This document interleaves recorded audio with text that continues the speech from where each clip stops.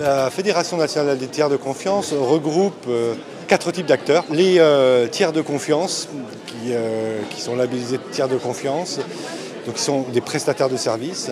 Les éditeurs de logiciels qui apportent des solutions de confiance.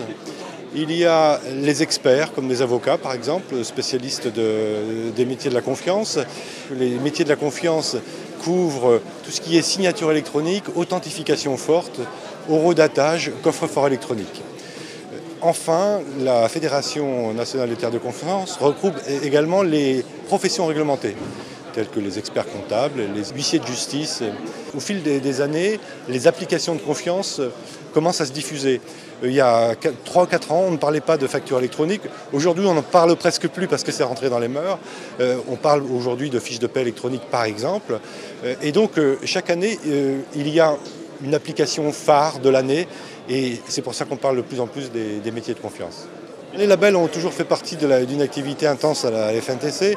L'objet du label étant de donner un repère, une référence au marché lorsqu'une norme n'existe pas encore.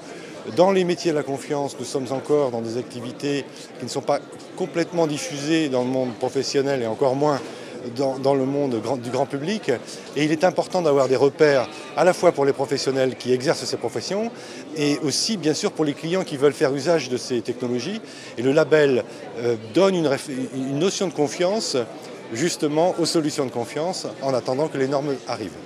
La FNTC publie de nombreux guides qui sont produits par des groupes de travail qui planchent sur un sujet donné. Chaque année, la FNTC republie une mise à jour du Vademecum juridique qui donne les dernières nouvelles sur les valeurs légales des documents électroniques.